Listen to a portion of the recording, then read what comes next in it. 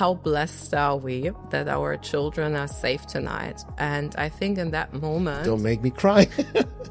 So I actually get more enjoyment out of life when I'm playing Xbox with my 10-year-old than I've ever had in my life doing anything else. Money making is hard at first, and it gets easy, and then you see, oh, this is so easy, it actually should be forbidden. Like, is this really You're true? so right. Successful people see abundance everywhere. I could go into a room and make money from the room. There is a sense why the present is called the present, right? Because it's actually the present in the present. Exactly, it's a gift. Ladies, they have this sixth sense. Yeah. Intuition.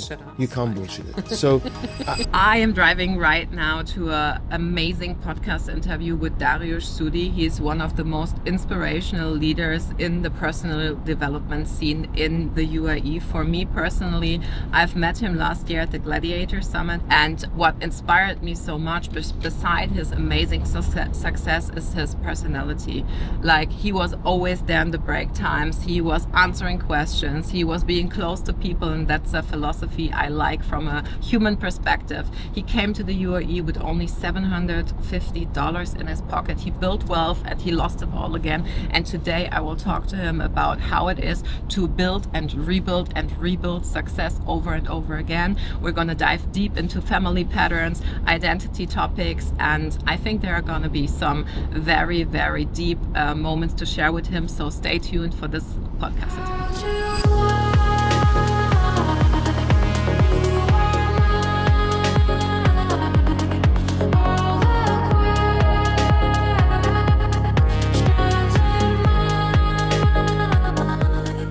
Okay, so Darius, first of all, thank you for letting me come to your holy space. Normally you sit here.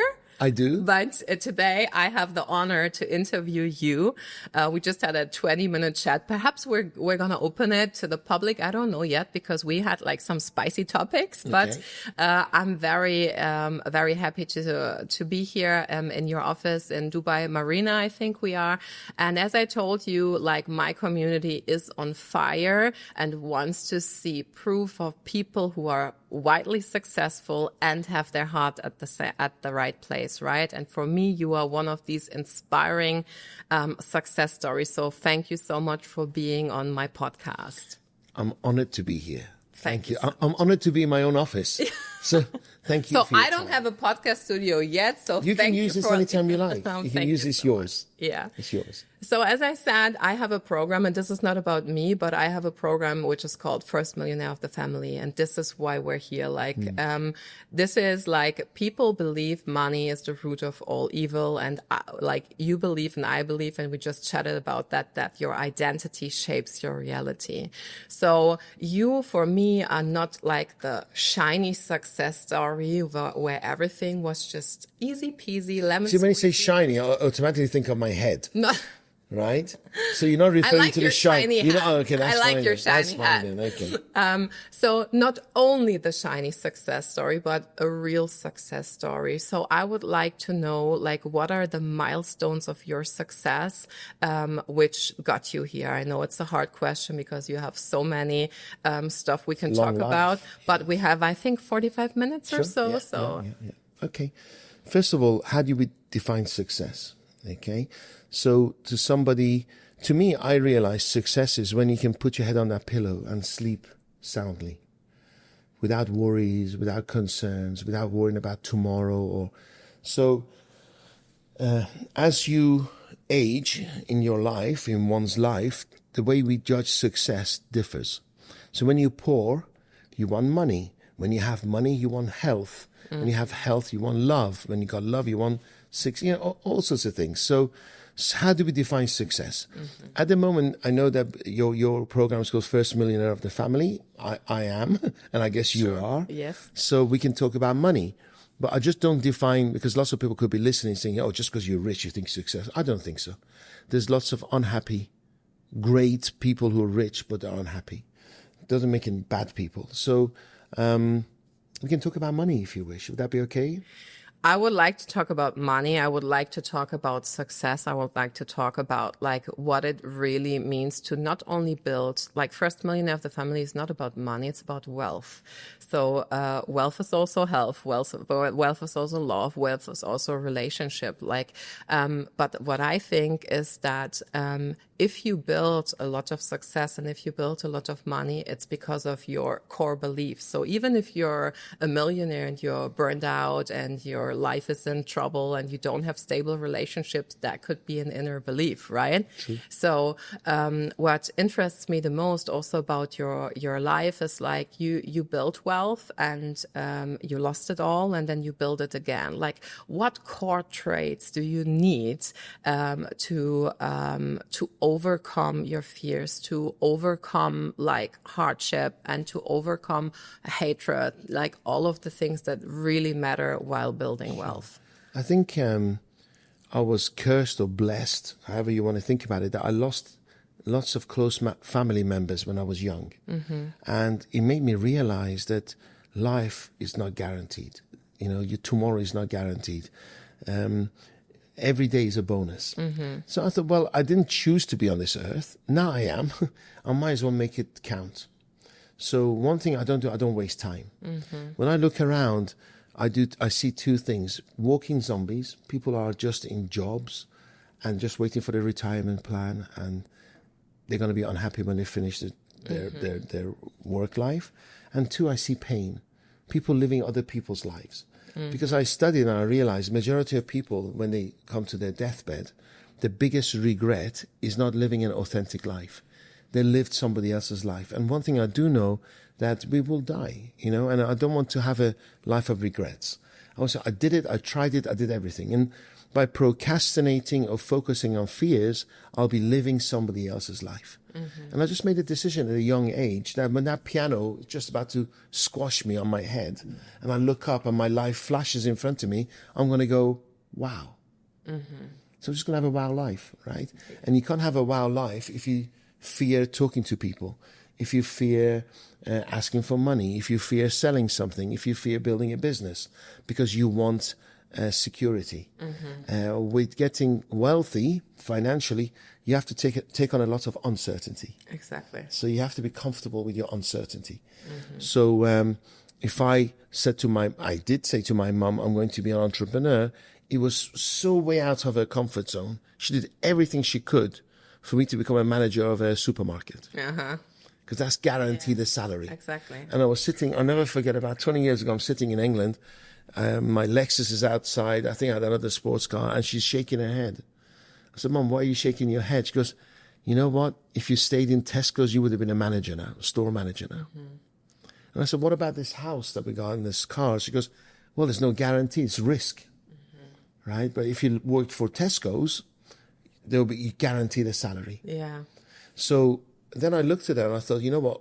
Oh, she's got no financial education. I don't blame her. It's just an observation that all her life she focused on covering rent, mm-hmm. paying the bills.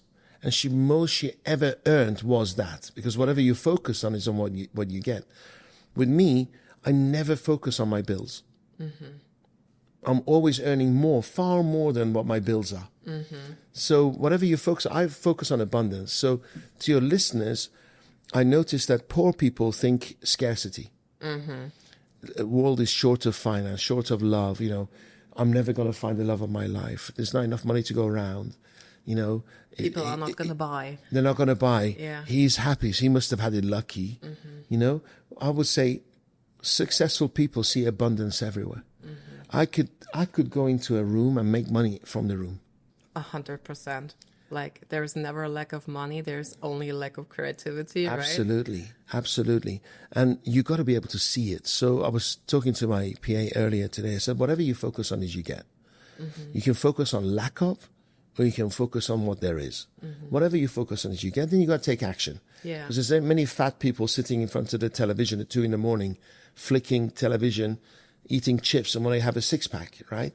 but wishing Ordering it. a home EMS simulator to Indeed. Or, like manifest. There's only so much manifesting you can do, but you got to get off your ass. Exactly. Go out there, go to the gym and watch what you eat. So there's a certain amount of discipline involved in becoming successful. So how I made it was because I burned all my boats. I burned all my bridges. There was only one way out.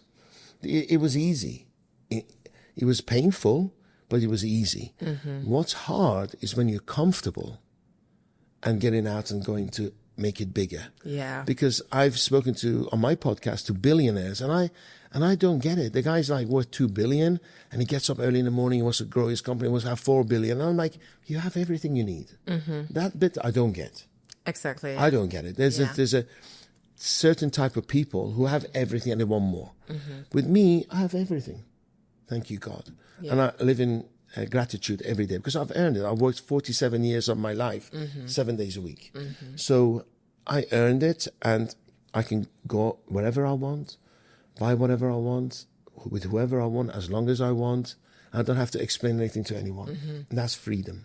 And that's like the real purpose of money and the real purpose of wealth. So when I hear these stories, and I also interviewed millionaires, and I was in Richard Branson's private island. He is actually... I was there last year. Yeah, me too. Last year? Last year, oh, yeah. What month did you go? I think June or May. No, May. March. May. I was there in March. Oh, yeah, wow. Yeah, see, and the greatest, most successful people I talk to, they're the coolest. They're with their jeans and barefoot, Did you notice he carries notepad with him everywhere? No, I didn't see that. He carries a notepad. Did you do a cacao ceremony? Yes, we did. You did a cacao ceremony.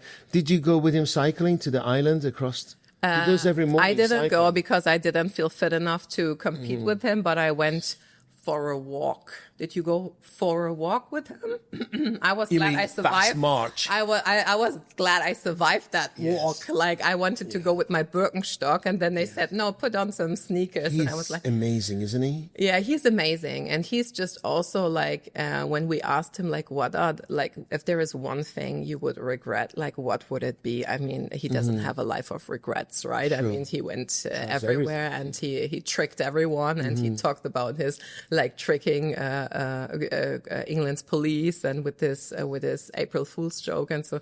But he said it was really much somehow getting involved in that money thing and forgetting what was important for a certain kind of period for his life, and that's what I think is if you have the freedom with money, which also means emotional freedom, not being a slave to money, not being a slave to your clients. This is where money is true freedom. If you stand up with the greed, I need to have more for what? Money needs a purpose as well, right? So it's all about the money, and nothing is about the money, if you ask me. Well, money gives you freedom, right? Money gives you choices. Money magnifies. So if you're a bad person, you do a lot of bad things. If you're a good person, you do a lot of good things. One thing I liked about Richard Branson, there was only one thing I didn't like, and I'll tell you. One thing I liked with lots of things, he made time for you. He was real. Yeah. I was wondering if it was all marketing, but he's real. Yeah. Comes and sits with you in the morning. Did he jump in the water on the way out? Yeah, he did. And did you have the sushi kayak? Yes. Oh my God, yes. So that would be a great business opportunity. The only thing I didn't like, the damn lemurs. The what? The lemurs. He has the lemurs on the island. This pissing and shitting on your breakfast every morning. And they have these water pumps. Did you get that? No, I didn't get that. They have these little monkeys with the tails, lemurs. Yeah. But I was in the main house. I wasn't. And did you where did you stay? I stayed outside, but I had breakfast in the main house. Okay. So, but the lemurs came to the main house all the time. All of their breakfast. I'm having porridge. I was lucky. And then the lemurs goes. No way. Honestly, and they started biting the other guests and stuff. So they were there with water pumps. I didn't experience that. It was horrible. Perhaps it wasn't lemur season when I was there. No, I think when you introduce an animal on an island and there's no what's the word I'm looking for? There's chain of predators. Yes, yeah. they just grow in size. Yeah, and there were too many of them. Yeah, but everywhere you couldn't leave the window open; they'd come in. I didn't. They were coming into my experience room and stealing things. Did we go to the same island though? Yeah. Where did you stay? At one of the outhouses? No, I was in the main house. I slept Okay. in the main house. So for me, that was convenient because everything was going down And there. everybody's so chilled, man. Everybody was so so chilled. chilled, Like the yeah. staff was perfect. Yeah. And just like, the party is like him being dressed up on the evening. He likes dinners, dressing like, up. it You was play tennis and paddle and stuff. paddle, tennis. He had this big tennis racket, which we played. Like he's amazing. fun. He's amazing. Gets up early in the morning and he's on the way home and someone's, Richard, tennis? Okay. He never says no. Richard, No. chess? Okay. Yeah. Jump in the, what's it called? The ice bath? Okay. Yeah. He's just yes, on. yes to everything. And how old is he? 70? 77, I think. 77 is like Incredible. he's my role Fit, model healthy. and his like, yeah. And he said he didn't start until he was 40 becoming fit. So there is a, And you know what? When you listen to him, he actually wants to live a long, healthy life. He's really disciplined about what he eats, how he exercises. Well done to him. yeah, absolutely. It's Deserves amazing. everything and more. Exactly. And he made us feel so welcome, always Exactly. smiling. Exactly. Had time for us. Beautiful. So that's a thing that, or like a character trait you have. I just want to talk about the Gladiator Summit because the Gladiator Summit, there were like 25,000 people there. It was amazing. It was like something I never experienced in the UAE before. You shaped the personal development scene in the UAE like massively with this summit. I'm definitely coming to the next one. If you see this, like, and if you want to come, I just hear it. Can I say it? You can say we have a waiting list. Yeah, the next one is in January, so sign up Only for that. 700 people. Only 700. It's going to be very, very... Then I can't say this. Please cut it out. Yeah, you can. No. Send them. Your energy at 5 is amazing. Okay, great. So thank you so much. Yeah. We create a very loving, safe environment for the people who attend so they can be themselves. Yeah. We're not trying to make them feel vulnerable so we can sell them anything. We don't sell anything. And people don't understand. As an event organizer, I want to pay for everything. It's my job. Ticket sales, sponsorships, blah, blah, blah. But I'm not there to make money out of selling you a course. And I promise that to the audience. Yes. And if anybody lets me down, I apologize because one speaker starts saying, here's my QR code. That's it. Yeah. Well, So- that's the norm, right? So And I think that's why our tribe, our group, gladiators, love what we do because it's all heart-driven, yeah, not money or head-driven. exactly. By the way, sorry to correct you, we were only 3,500. Oh, 3,500. It felt like 25,000. Then I had the wrong information. It was I'm sorry. 3,500. Yeah, I don't want to lie. No, it was it's 3,500. okay. So 3,500 people, that's amazing because I'm hosting an event now in Düsseldorf in Germany. And I think like since COVID, people are harder to move. I think like doing an event, like organizing an event, like we are organizing this event for a year and there are only 300 people coming and this event Can English drives speakers come?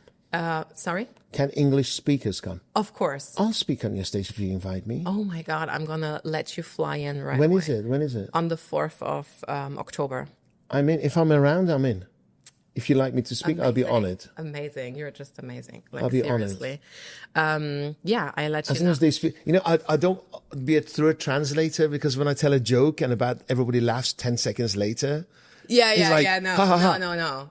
and everybody's going, and then I start something and they only start laughing. And you need to, like, you want to get a response if that joke was good. Yeah, then I and move on know to the it next feels so next weird. sentence and they start laughing. I'm like, where am I? Was it? Exactly. So but I'm serious. Like organizing an event is such a different thing than doing an online course. And I build wealth with online courses and online coaching. And I think like an event is just like the mastery.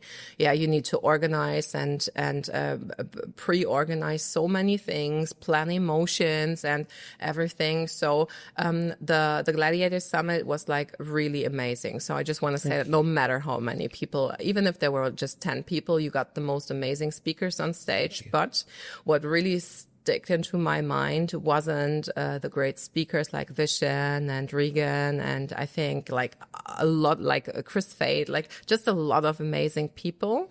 But what really stick in my head was like the way you came on stage and said, how blessed are we that our children are safe tonight? And I think in that moment... Don't make me cry. So many children are not. Exactly. And, you know, that was like the first 15 minutes, I think we were there, and I could feel that this event was different and the approach you had was different, because not a lot of people would come up the stage and say that. So I just felt this heartfelt connection. And I think it was a very feelable moment for everyone. And you were so, approachable also during the breaks. Like, you wouldn't need to do that. Everybody would been like thankful for the event, how it was, and you were there. And I know you had I think you even pushed a surgery or postponed a surgery for that. And I was like, okay, this guy is crazy on another level. Like, I was when they were, you know, have you been to a restaurant where you having such a good time, you turn around and all the chairs are on the tables and they want you out? Yeah. Yes. I think I was there having photographs done when they were taking the chairs out the hall. And it's like... And I was exhausted. Yeah.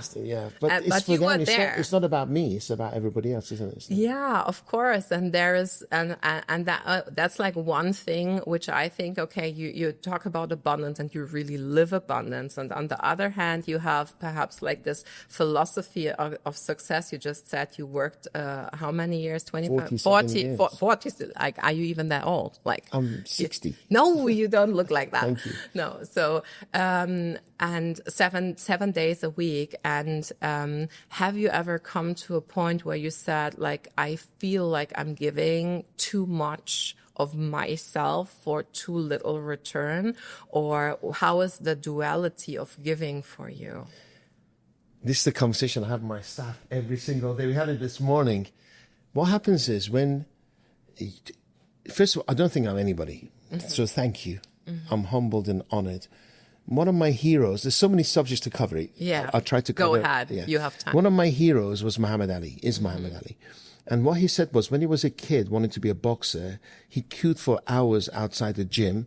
And at that time, the world champion was standing outside to get an autograph. And the guy just pushed him off. Mm-hmm. Said, not now, kid, or something like this. And Muhammad Ali made a decision that no matter how famous he gets, and he will be, he had certainty, when he becomes a world champion boxer, he will always have time for his people. Mm-hmm. So even when he was the most famous human being on earth, he signed every signature, every autograph, every book, every shirt, everything. So I thought, I want to be like him. Mm-hmm. And the reason I got into the business of summits, by the way, that was my second summit ever, my event ever.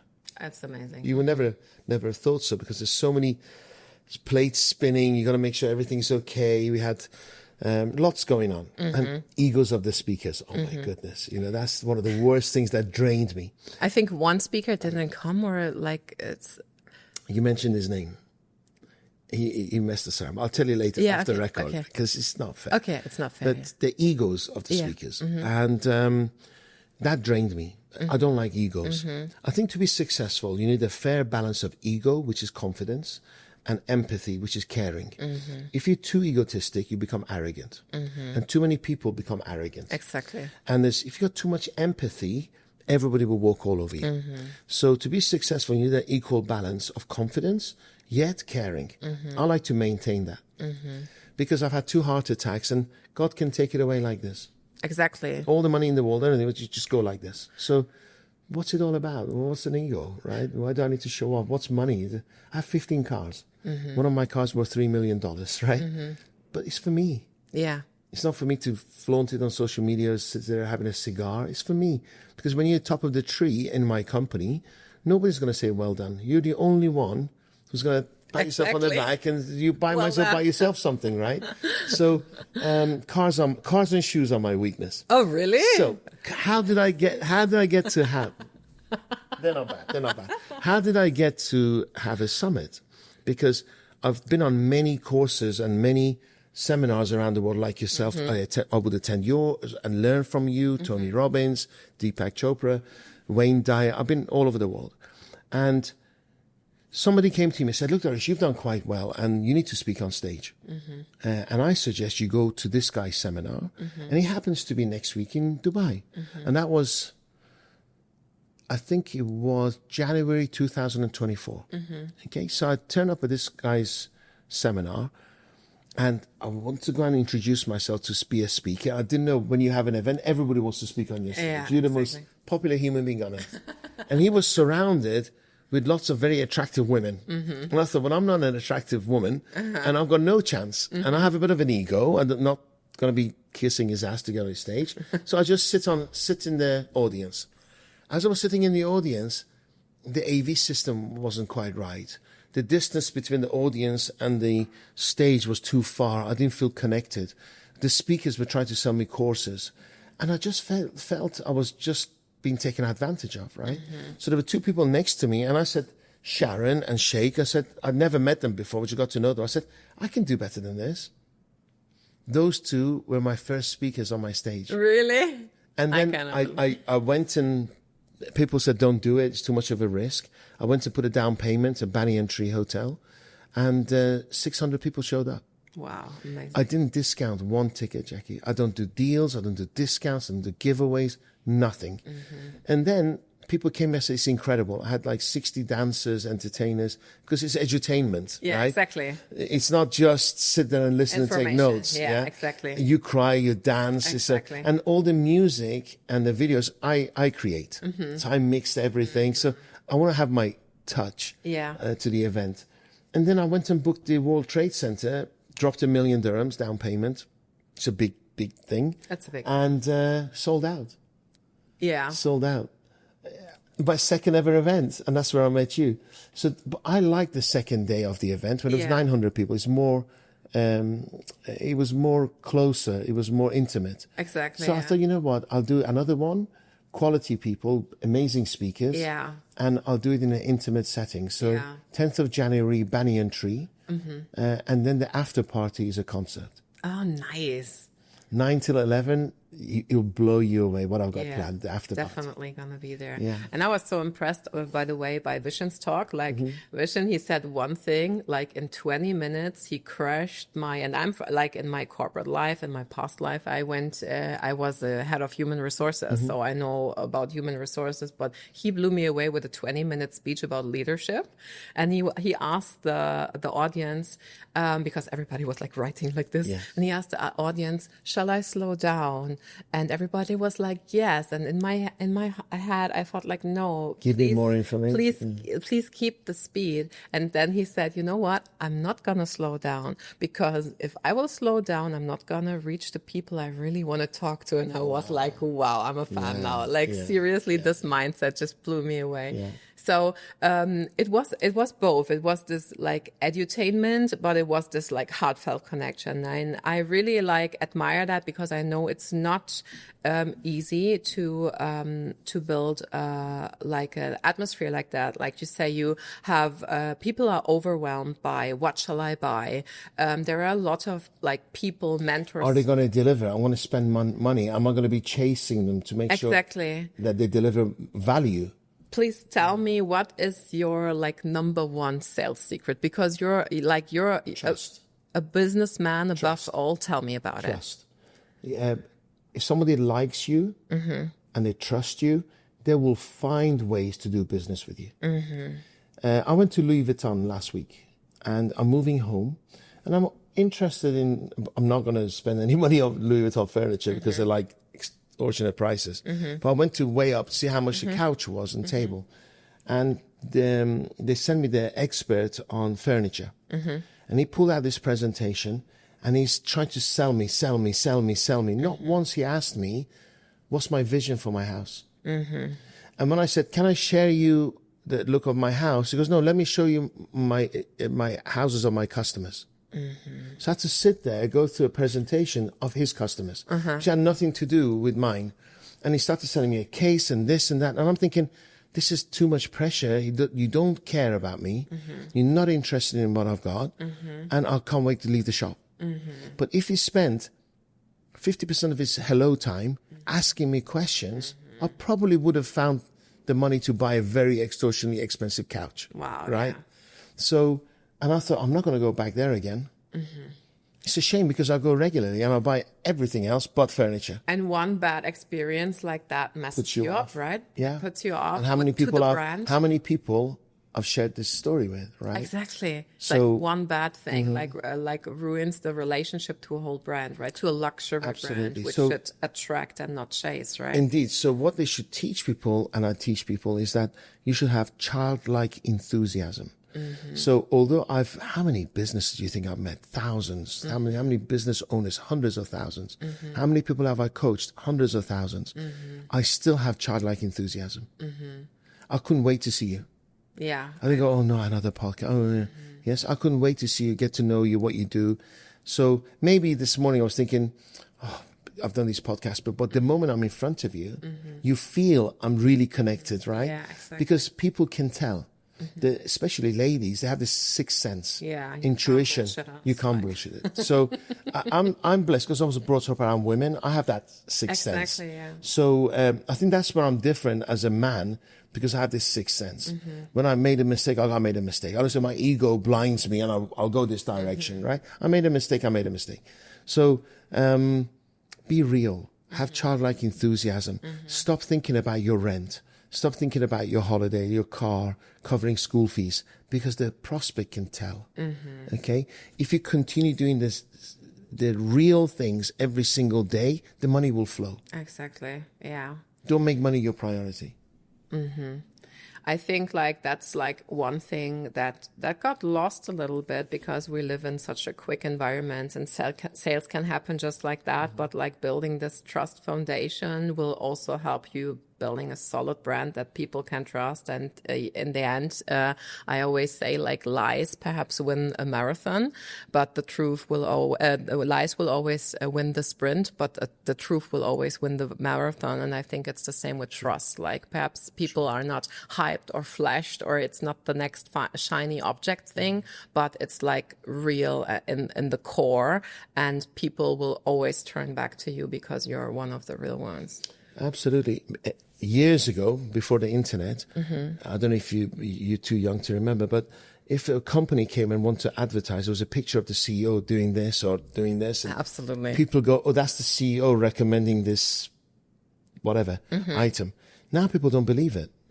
Why? Because they recognize it. So what they do is they go online and check to see for how many years this CEO has been researching this product before he sold it. So it's happening, but the audience has the right to make that decision.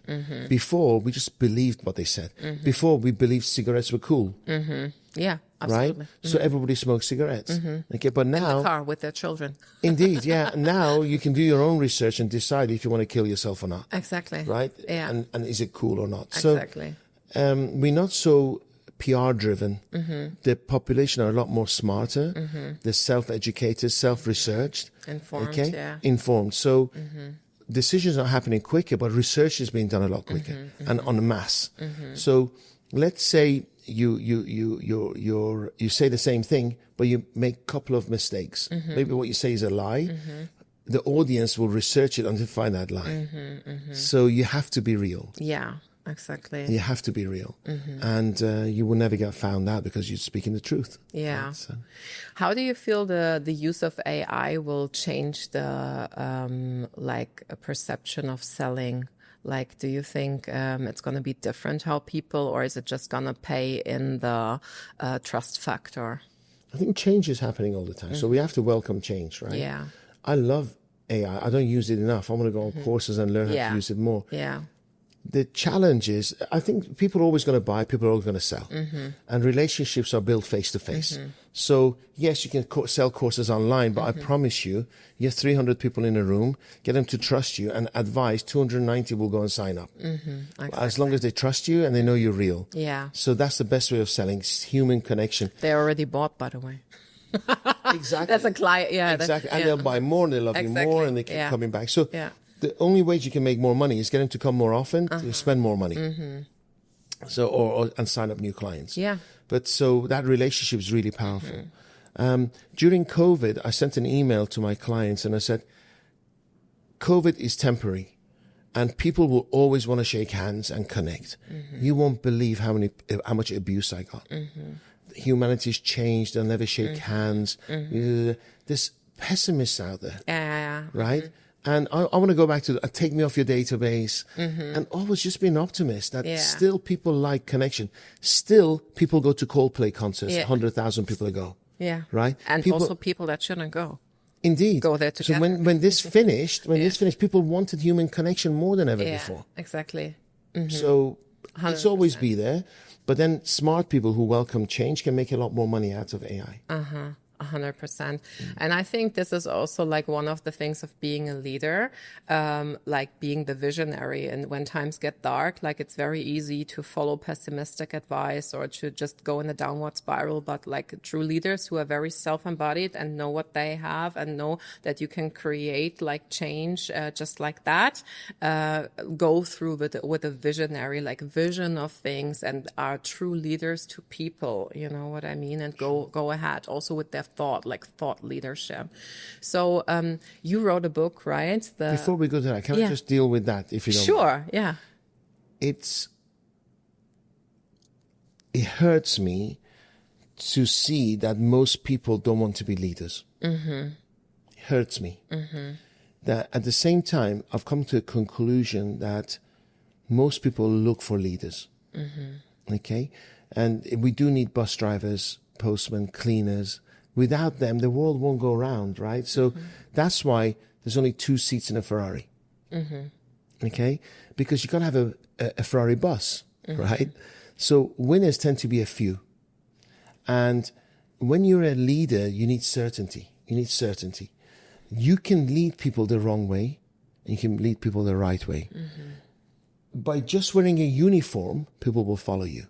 It's crazy. It's been proven. If somebody wears a uniform, a doctor's uniform, people tend to follow them and take the tablets. They don't even do research, right? So most people are sheep, okay? You have to take your good values, your good boundaries, and lead people the right way. And stay humble to know they can all be taken away from you. Too many people lose themselves when they become the power or wealth. And the universe, God, or whatever, has a way of bring you back down to earth. Exactly. What's like one of the most valuable lessons you learned in leadership? Me? Yeah. Personally, we want to know about you. I can never do it on my own. If I want true power, true wealth, I have to have a team. And I was blessed that my son is my partner. A man who works harder than me, is more principled than I am. He's a better human being than I could ever be. So I'm blessed. I'm blessed that my son is my partner. Without him, I couldn't do it. That's so sweet. I have a son too. How old is he? He's turning 8. We have our birthday on the same day, 22nd of October. So Congratulations. Thank you so much.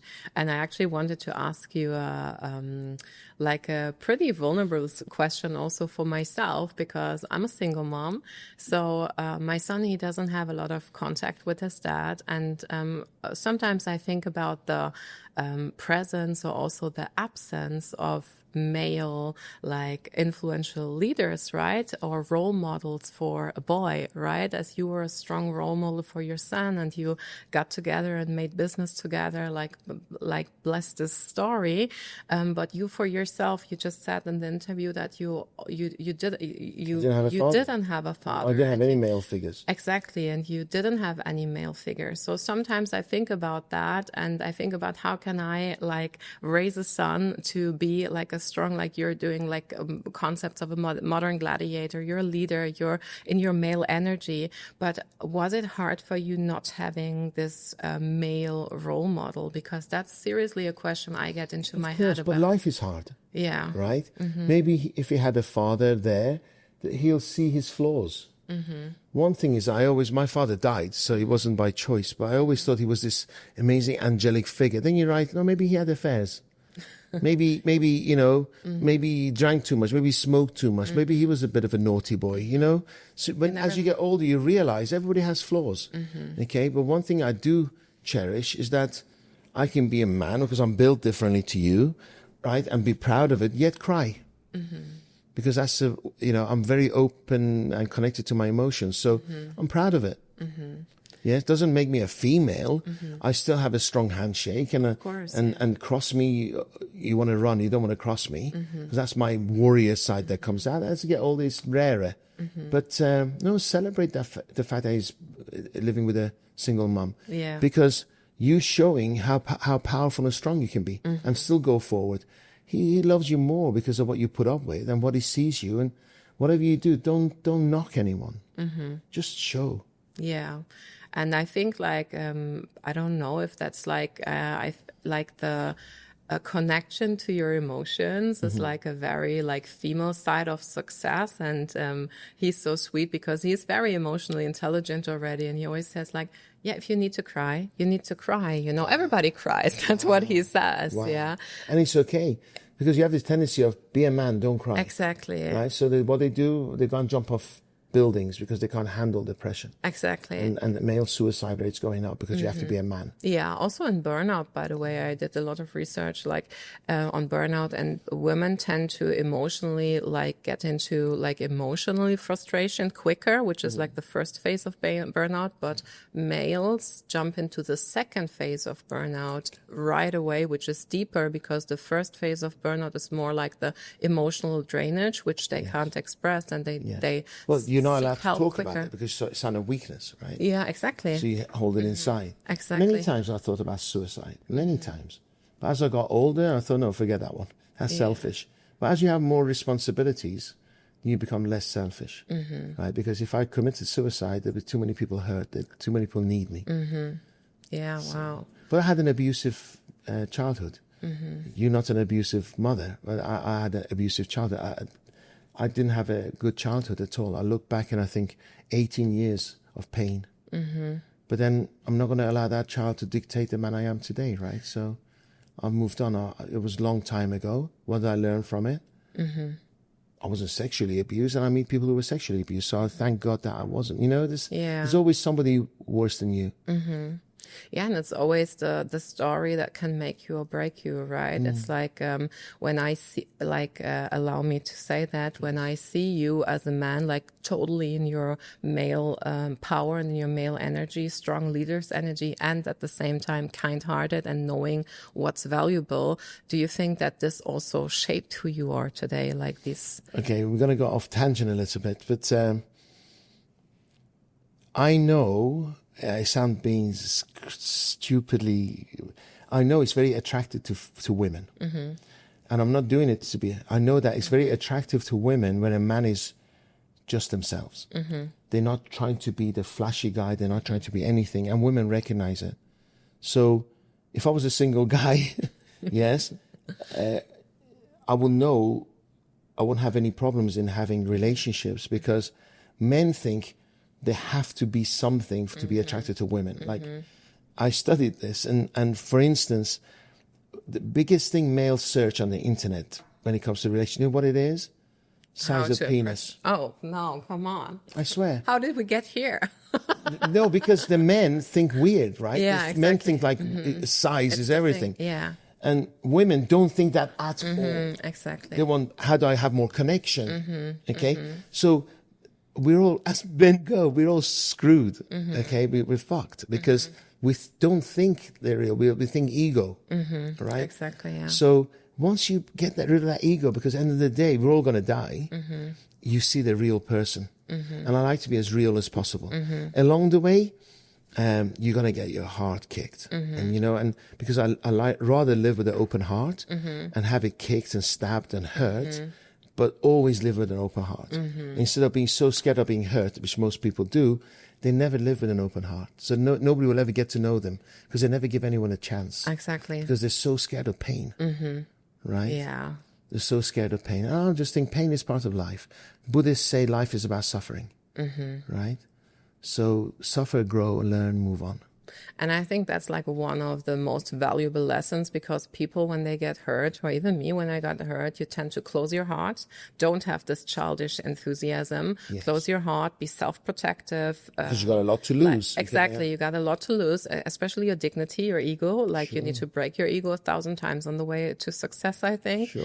And exactly this, like opening your heart again and again and again. And you got hurt and you're like, okay, I'm going to live and work through this, and then I'm going to open it again, because what's the option?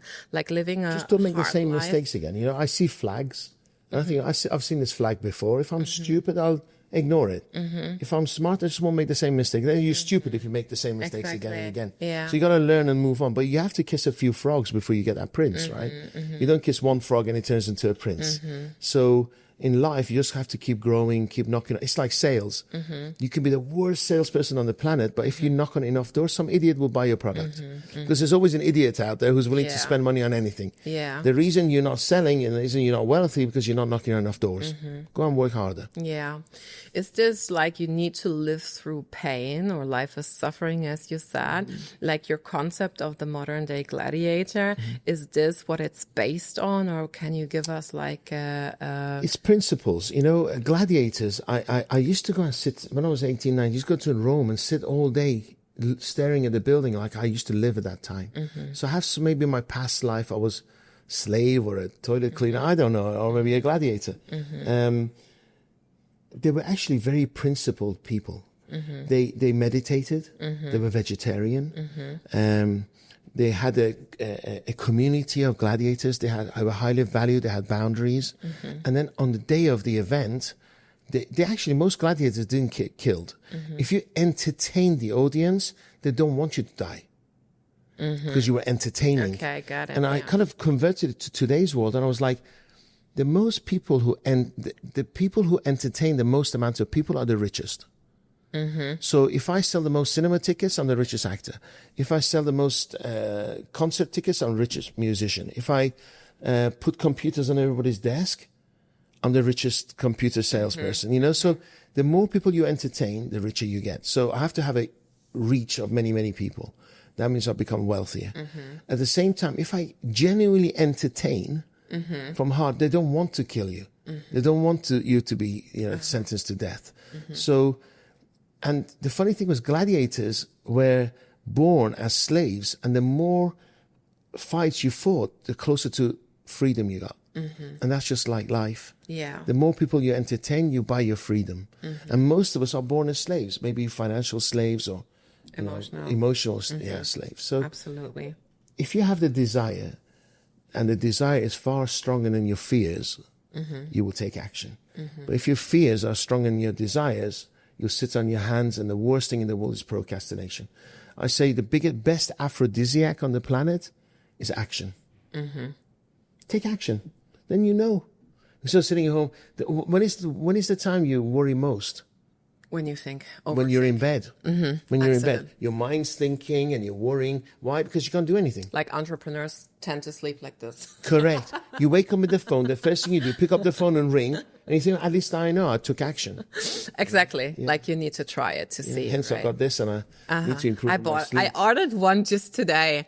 It's How amazing. is your level today? Like seriously, I had one person. I never get more than 50% sleep, which is bad. I have sleepy. I don't sleep very well. Sleep apnea.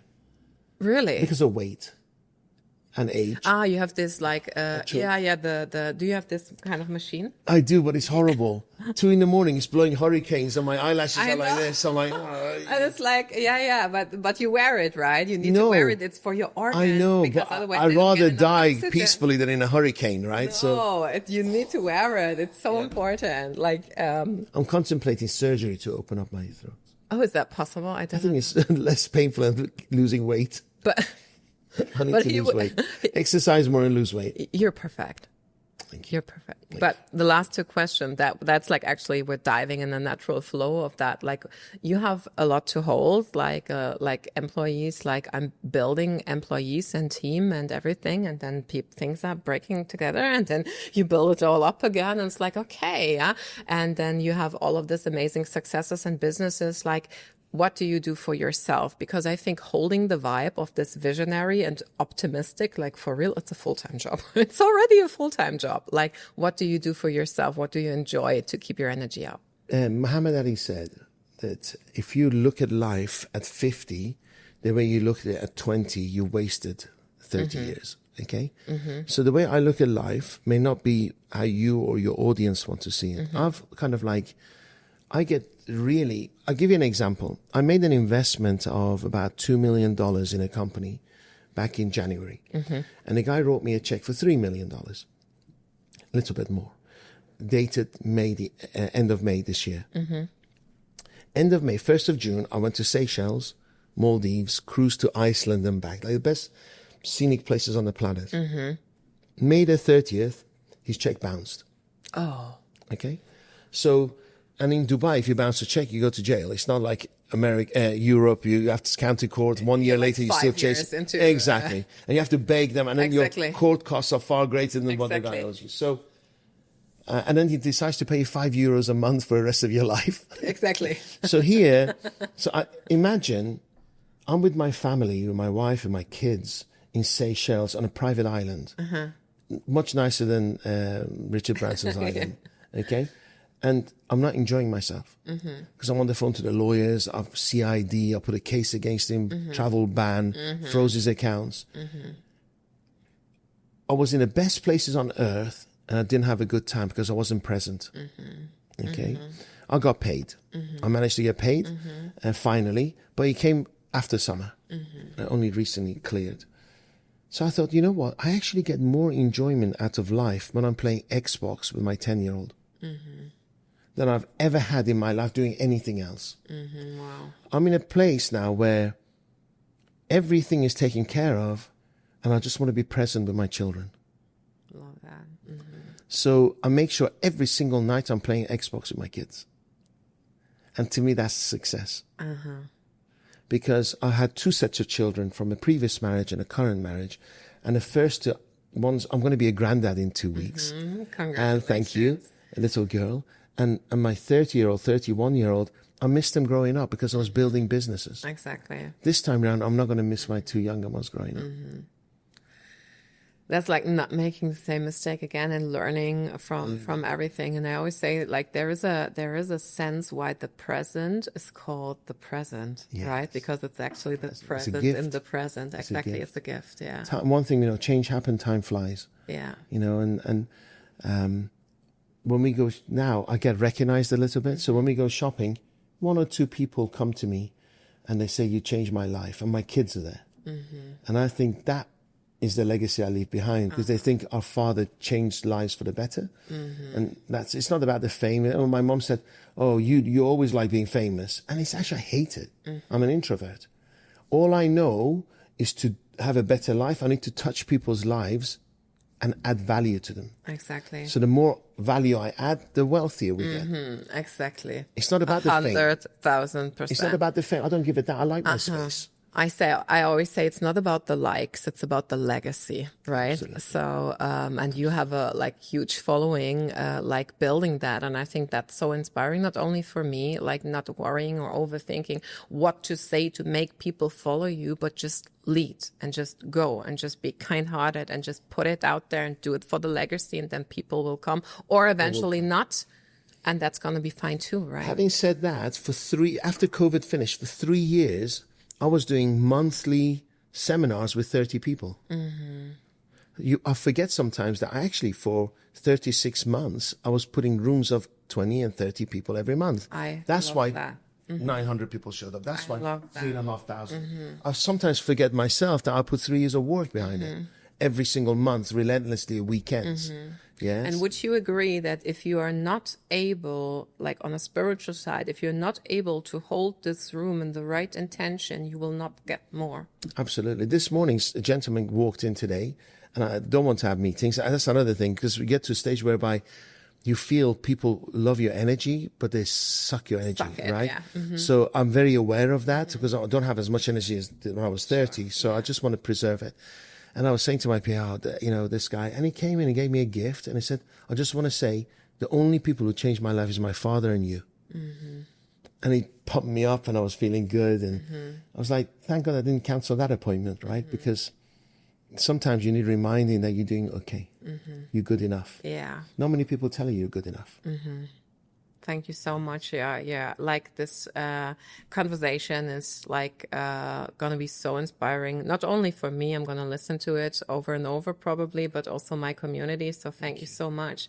If I may ask one last question. I like the way you ignored the invitation for me to speak on your stage. You didn't bring that up. What? You said it, and you never said... I was making phone calls on okay? below the table, like organizing. I'm excited to speak to your audience. I would so love to set that up. I'll be like, honored. Seriously, I'll show you I'll show you all my flights, but I'm prepared to change them to come and speak and go. But I want to make your audience cry, laugh, love, be inspired. I promise you. Thank you so much. See that like people for real, like. Successful people, like the most successful people I know are the most kind-hearted people I know.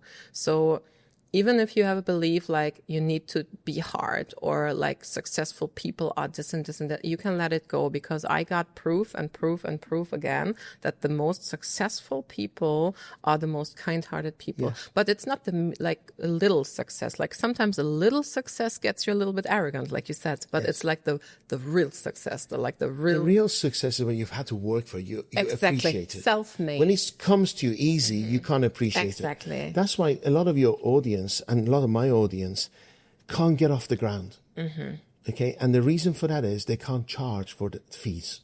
So they tend to be coaches and stuff, and a lot of people say to them, Jackie, you're nice, can you just give me a free session and give me a price? And they give a price and they discount it, and the person says, should we see how it goes? And then they find it very difficult to charge. Okay, because what happens, I tell them, they don't value themselves enough. 100%. Everything is about self-worth. About self-worth. I was talking to one of my staff today, and I said, look, I have cutlery, okay? And are very, very expensive brand, okay? And I realized in my house, always, we had cutlery, plates and knives and whatever. They were very expensive, but they always took this corner and we always use them it's like a wok, for special times. Exactly. For special times. Yeah, exactly. So you eat out of shit plates every day. And all for yourself. Yes. but for the guests, we have those, right? Exactly. What does that tell you about self-worth? Yeah. Right? I'm with you. So I said to myself, I said, no, I'm going to have this plate every single day. Just don't put it in the dishwasher, right? Just don't be silly, right? But I deserve this brand. I worked for it. I'm not going to put it up there for that special occasion. I am the special guy. I have worked 47 years to gain experience. Why is it that a lawyer sits in his desk and you have to go to him and pay him for 1 hour consultation? What is the doctor, just because they've been on 4 years university, you have to go and pay them for consultation? Why is as a life coach you charge nothing? Why is it as somebody who advises charge nothing? Because you don't value yourself. In the end, like... It's all about self-worth. Self-worth, self-love are the biggest, like you think it's like, oh yeah, I'm going to buy myself this, or yeah, you just need to love yourself. But in the end, I figured that the like most intense processes you always come down to self-worth and self-respect. Yes. You got to deliver. There are also people who have a lot of self-worth, take the money and don't do anything. That's criminal, right? But that's also not self-respect, like, you know what I mean? It's not against your values, right? Value is to add value. One of your values is to add value. Exactly. So if somebody pays me, my reputation in the marketplace is that God help you if you pay Dariush. Because he delivers and he's a bull in a china shop. Exactly. My head changes from nice guy to bull. Because if you paid me, if I gave you $10 and you had your own $10, probably you'd be frivolous with your 10. You go have a coffee. But if I say to you, Jackie, look after my $10, you will guard it with your life. Exactly. Okay? So what I do is when the moment people pay me, they know Dariush delivers. But that's the self-made vibe. I think people who have this vibe, they mostly come from nothing because they know. They value it. Yeah, because they value it. It's not like, I don't mean to be like shit talk, but if you do crypto investments and you get a lot of money, just, like one-time shot, this money feels so different than the money you might as well go to the casino, put someone red and someone black and see how it goes. Exactly. You haven't earned it. You've just been lucky. And when you're lucky, you don't, you're a gambler. Yeah. And those crypto people, but they got billions now, tomorrow have nothing. Because they keep putting on red or black and they think they're they're right every time, but one day it's going to be red when they put money on black. So. Yeah, and I think that's what gives you the true freedom, is because you rely on yourself when creating success, money. Like you can like people can take it all away from you, and you build it up much faster next time. Faster. Right? That's your story. My advice, wealth, is, having said all that, start saving. I wish somebody had taught me this. I only started saving 9 years ago. And we're blessed enough to be in Dubai, because in Europe and America, they pay you 3-4% a year if you're lucky. I have investments that pay me 30% a year monthly. So I've been compounding. Please, your audience got to learn about compound growth. I've been compounding for 9 years, disciplined. When I had a chance to buy things, I didn't. And now I don't have to work for the rest of my life because of my savings, not my businesses, because of my compounding. It's like multiplying. It's going like this. I can't spend fast enough. I'm saving half of what I'm earning, and it's just growing. Yeah. And I think it's like this circle of money. First, you need to learn to create, and then you need to learn to hold, and then you need to learn to compound and multiply it. Compounding. Right? Because the true wealth is passive income. You're not selling your time. 100%. Yeah. But I just got there now because, like I said, it's also for me, it's a learning. Like I feel like I have role models, but I need to learn my way up the ladder. And first I was like, oh, I can create millions. And I was like, whoo, yeah, this is me. And then it got normal. And then it's like, yeah, it's not only about creating, like I'm working hard and I'm working around the clock and I'm a single mom. I'm not truly free right now. So that's why I started multiplying also, like compounding. Assist you out here to help you to invest in places where you guarantee 30% a year. Do it. See, people, this is how business is being made, like connections at the table. It's like I think it's just like I'm truly thankful for that too, and I think it's truly also development, because before, when it's not in your reach from your identity, you don't see that you have this opportunity. Like, money making is hard at first, and it gets easy, and then you see, oh, this is so easy, it actually should be forbidden. Like, is this really true? You're so right. I have a client of mine he's probably the hardest working entertainer in UAE. He's the hardest working entertainer I know worldwide. You know him. Okay, we sat down and I said, you stop selling your time. You only get 3 hours of sleep. He has a radio program 4 a.m, 5 a.m. He goes to bed late, and every night he's doing events. So I sat down with him and I showed him compound growth. Every time I trust you. Okay, he put $1 million in at 36% a year. 6 months later, I sat him down and said, compound growth. And he goes, oh God, damn it! He put another $1 million in. Yeah. Okay, so he's earning. Think about this: $720,000 a year, passive. Passive, yeah. Passive. It's good living, right? He's working his ass off, not earning equivalent amount of that money. Every single day, he's thinking this is too good to be true, and it's going to go bust. 100%. So I sat him down and I said, why don't you enjoy the process? Because you're so conditioned to work hard, you're not enjoying this process. Yeah. Okay? That's where the identity shapes the reality. Indeed. Right? Indeed. So some people are earning it, but they're not even appreciating it because they're so conditioned about negativity and selling your time. But you need somebody who can show you from an elevated place, who's been through it, that there is a different reality you Eventually, can elevate when it's his time, he will pick it up. Maybe his trust is 3 years, not 1 year. Mine was 2 months. Business owners, we're optimists, right? Happen, let's go in, let's do it, right? With him, maybe 3 years later, he'll go, you know what, Darius was right. I can compound now. Yeah. But I've noticed in life, you can't force people to do something when they're not ready for it. 100%. I compound it now. I got into investment because I think my next level identity is not only being an entrepreneur, but being an investor, right? Yes, that's like the next stage. The investments you want to make is guaranteed investments because you're not in a position to take risk on shares.